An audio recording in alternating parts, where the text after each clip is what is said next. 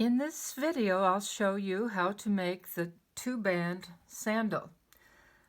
This is the pattern that I'll be using, and I'm using vegetable tan leather.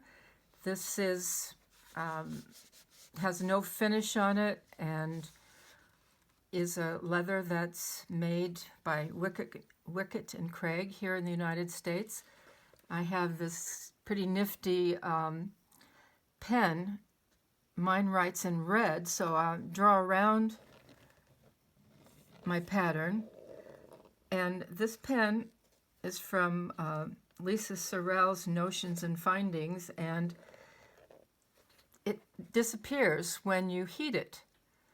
However, some people mentioned to me on Facebook Leather Crafters that if it gets very cold, the red will come back. I tried it out in the freezer, and I did see some of it coming back, but usually it's in an area that's going to be sanded off or hidden some way, so it doesn't really make that much difference. So after I have my pattern drawn, then I'll use my utility knife to cut it out. This white backing is a surface that is fine for cutting on, so the blade doesn't get dulled. So this will take a few cuts before I get it all the way cut through. Try to stay on that, try to stay on that line as best as possible. And so when I have this finished, I'll come back.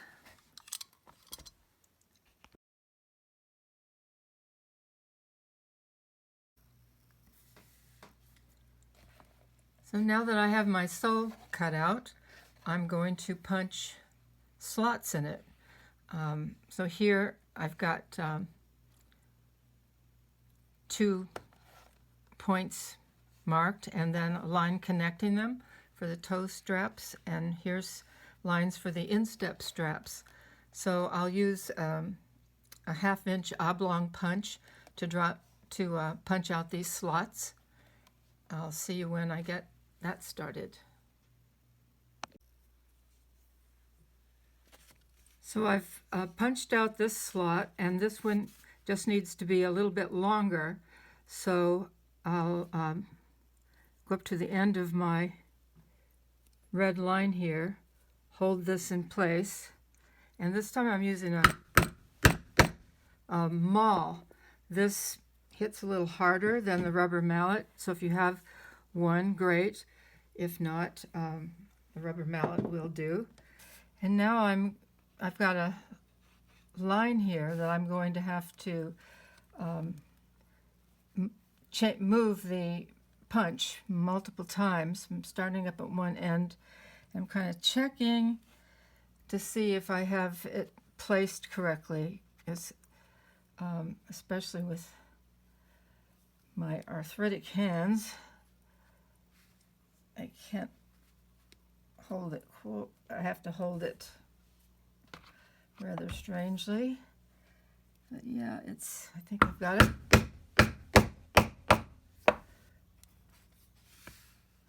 Okay, I've got that one. Now I'm making the next cut with about 1/3 of the punch into the hole that I've already made. And I'm going to make another little mark to see if I'm heading in the right direction. This can be tricky. Here I'm just going straight. I'm checking, yeah, that looks good. Okay. So I'm kind of slanting the punch in this direction since I'm only cutting in that direction.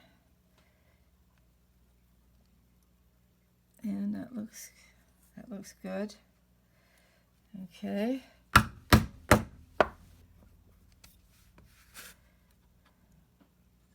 Just a couple more.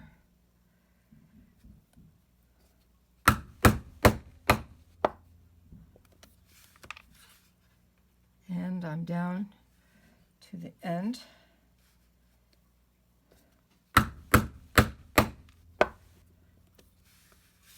So there's my slot for the instep strap, and I'll duplicate that over here. So here's the sandal sole with the 4 slots.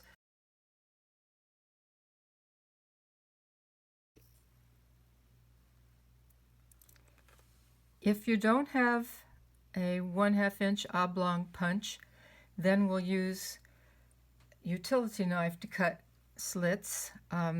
It's best if you have a 0-0 punch, or could even use a 0 punch to punch round holes at the ends of where the slits are going to be made. So I'm finishing up here with my round holes, and we'll then use the utility knife to make the slits.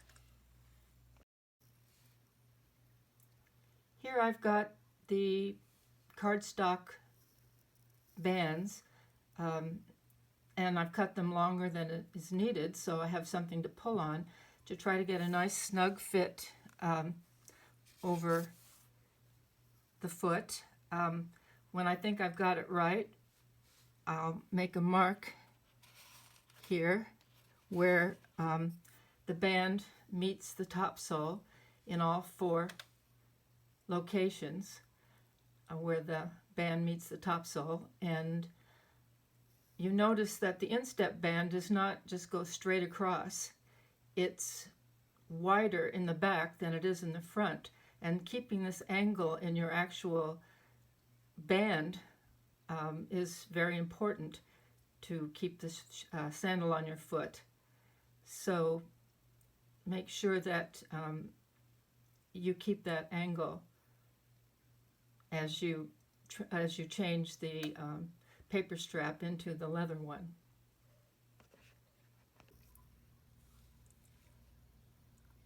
On these band patterns, the inside line is the original line that I just made, using having the band over my foot. I've extended the band just a little bit longer. It's not quite an 1/8 of an inch, and it's not a 1/4. It's kind of 3/16 inch on both of them, so that there's no chance of later we're going to thin the strap that goes under the sole, and you don't want any of that change in thickness to be visible. So we're making the band just a little bit longer so that it can safely go through the thickness of the top sole and then spread out thinner. Here you see the 2 straps. The instep strap is quite a bit more narrow at the front of the band than it is to the back, and the toe strap just barely has just a small angle to it. So when it's time to make the actual band, I'm going to use this as my pattern, and this will be the line of the part of the band that goes over the top of the foot. The rest will either go off under the sole and then be trimmed and cut off.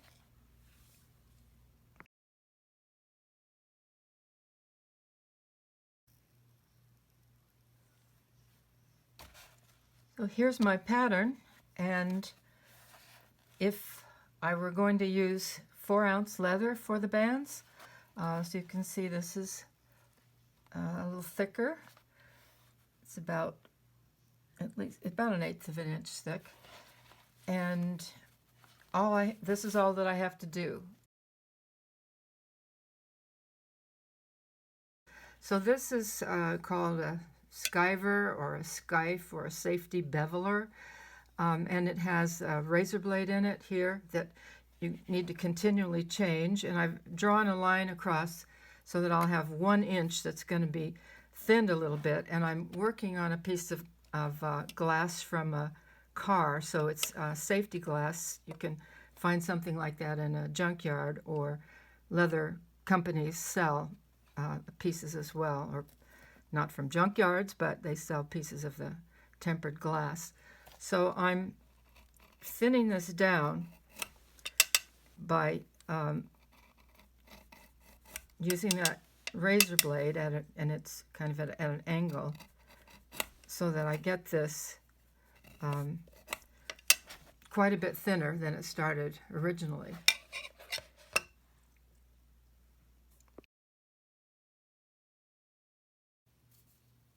If you're using 2-ounce leather and you're going to fold it over, we need to make the pattern twice as wide, but we'll do it in this way.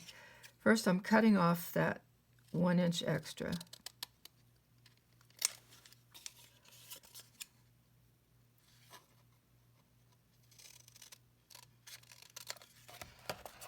Then I'll draw this pattern on another strip that's cut to the same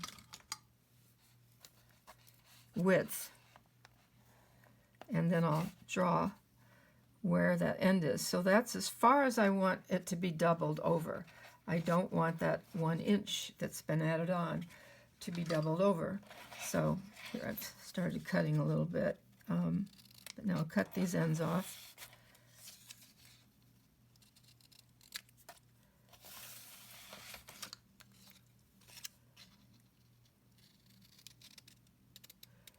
And then I'll finish cutting this in two.